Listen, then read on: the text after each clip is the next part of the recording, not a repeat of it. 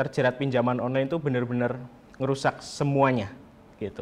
Dari pekerjaan nggak terkondisikan, ke hubungan ke keluarga, ke temen. Jadi kita kayak nggak punya kehidupan gitu ya.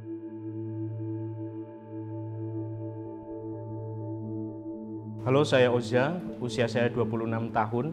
Saya adalah mantan korban pinjaman online dan sekarang saya aktif mendirikan komunitas Sedulure Dewe yang menjadi wadah buat teman-teman yang terjerat pinjaman online.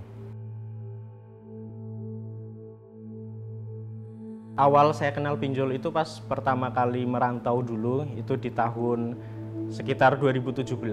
Saat itu pinjaman online memang baru-baru muncul dan saat itu edukasi mengenai pinjaman online masih sangat minim. Jadi orang-orang yang belum mengenal atau mempelajari keuangan akan sangat mudah sekali buat terpelosok ke pinjaman online. Yang kita ketahui itu pinjaman online kan memang tanpa agunan, yang mungkin biasanya orang-orang itu bingung atau nggak punya agunan, akhirnya larinya ke pinjaman online yang modal KTP. Jadi ya seperti angin segar yang menolong gitu ya di saat kita benar-benar udah mentok. Awalnya nggak ada, awalnya pakai pinjol ya ngalir-ngalir aja ya, nggak ada tertekan sama sekali. Cuma tertekannya ya nanti itu selangnya memang agak lama dari kita pertama kali menggunakan pinjol. Mungkin bisa 2 tahunan itu baru merasakan efeknya ketika kita terus semakin tergulung-gulung di tagihan pinjol.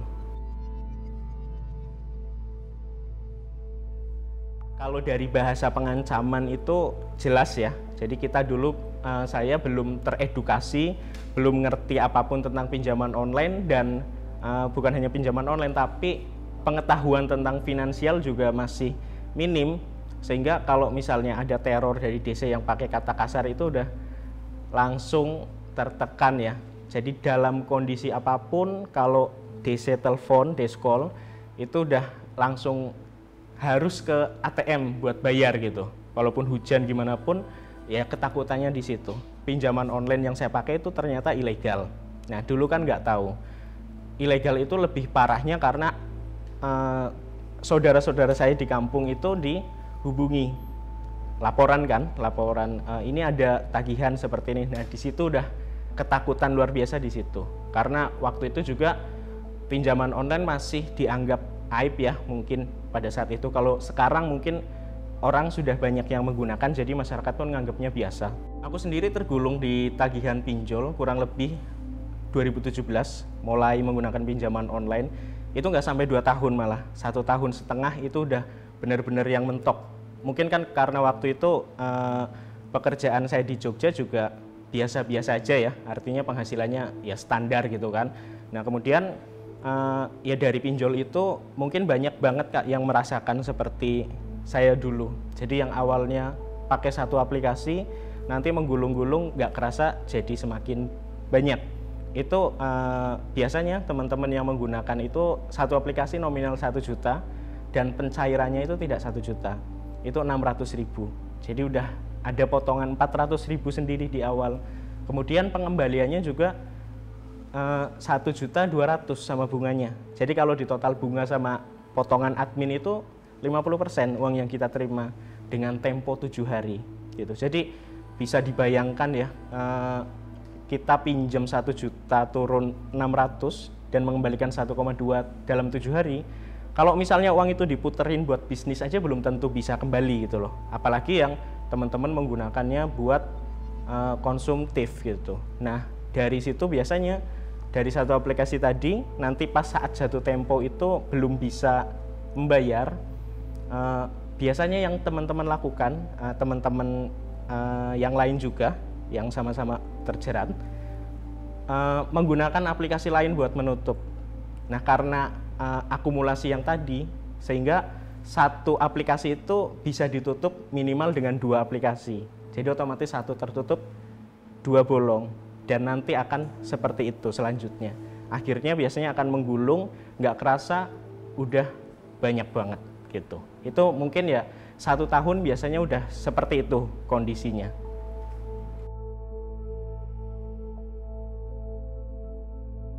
Selama sampai sekarang, kalau aku flashback lagi ke belakang, iya itu titik terendahku adalah di pinjaman online, karena terjerat pinjaman online itu benar-benar ngerusak semuanya gitu. Dari pekerjaan nggak terkondisikan, ke hubungan ke keluarga, ke temen, jadi kita kayak nggak punya kehidupan gitu ya, karena fokus kita ya ke situ terus, uang kita larinya ke situ semua, pikiran kita larinya juga ke situ semua gitu. Jadi benar-benar kayak kita nggak punya kehidupan, apalagi yang sudah tergulung di beberapa banyak aplikasi. Jadi kayak jatuh temponya itu hampir tiap hari ada, jadi tiap hari itu selalu was-was dan ketar-ketir gitu. Kalau orang udah terjerat pinjol itu lihat handphone itu takut ya, jadi handphone getar, dering, ada telepon itu udah parno gitu kan. Apalagi melihat banyak chat, banyak sekali chat yang belum terbuka itu udah parno gitu. Orang pun akan melihat itu, biasanya ketakutan ke handphone itu takut. Jadi pinjaman online itu memang yang rusak segalanya, termasuk relasi. Karena waktu aku tergulung seperti itu, berbagai cara aku lakuin. Uang gaji itu udah bener-bener nggak bisa nopang. Jadi kayak tetangga misalnya atau temen, kalau di kampung nggak. Jadi tetanggaku di kampung yang temen sebaya, hampir semua temenku aku pinjemin uang waktu itu. Jadi untuk nopang, bantu nopang itu pun belum bisa selesai. Otomatis jadinya relasi atau hubungan dengan teman-teman jadi renggang karena masalah itu. Dari pinjaman online bisa merambat sampai ke demikian. Kalau teman-teman di lapangan sekarang banyak sekali kasus perceraian yang dari pinjaman online itu, beritanya akhir-akhir ini juga sering muncul kasus pembunuhan KDRT yang diakibatkan dari pinjaman online. Mungkin bagi orang yang belum pernah merasakan terjerat pinjaman online, mikirnya berlebihan ya, tapi bagi kita yang pernah terjerat, itu memang benar-benar membuat kacau semua.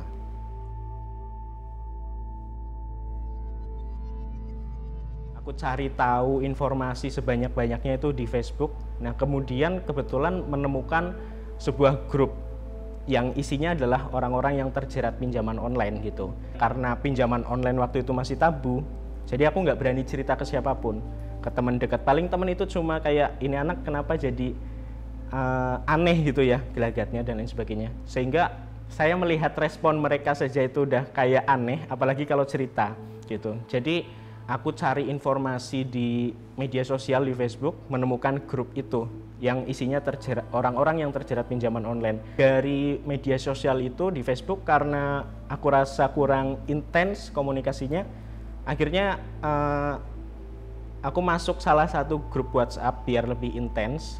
Dan setelah masuk di situ lebih intens lagi komunikasinya dari berbagai kota. Aku bertemu dengan 2 orang teman yang tinggal di Jogja, kita kopi darat.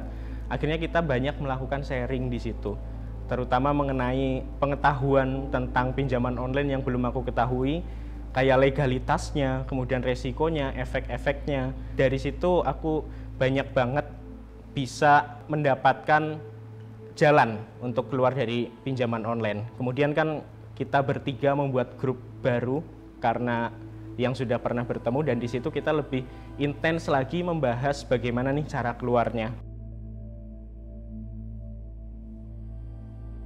Pelajaran berharga yang pasti komunikasi itu penting banget ya, terutama dengan keluarga.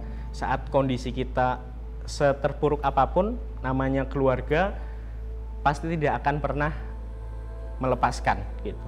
Cuman memang kadang kita itu takut duluan atau was-was, takut dihujat keluarga atau nggak diterima keluarga dan lain sebagainya. Karena orang terjerat pinjaman online itu biasanya sampai gulungannya itu ratusan juta gitu. Makanya takut dicap ini uang buat apaan gitu. Nah, terkadang seperti itu, sehingga kita tidak mau jujur atau tidak berani jujur. Nah, kenapa itulah komunitas Sedulure Dhewe diciptakan. Jadi komunitas Sedulure Dhewe itu berasal dari bahasa Jawa ya, namanya Sedulure Dhewe itu artinya saudara sendiri gitu. Jadi kita berharap atau kita punya tujuan agar komunitas ini menjadi pengganti keluarga. Karena berhubung itu tadi, orang-orang yang sudah terjerat seperti ini tuh biasanya tidak mau cerita ke keluarga. Makanya kami hadir untuk menggantikan keluarga dan sebisa mungkin mereka bercerita kepada kita selayaknya kepada keluarga sendiri.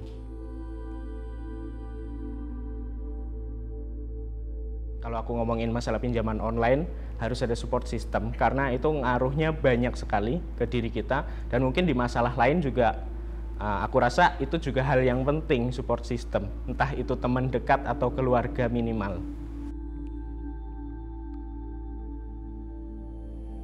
Menjadi manusia berarti bisa mengambil keputusan yang dapat mempengaruhi dirinya maupun bagi orang banyak.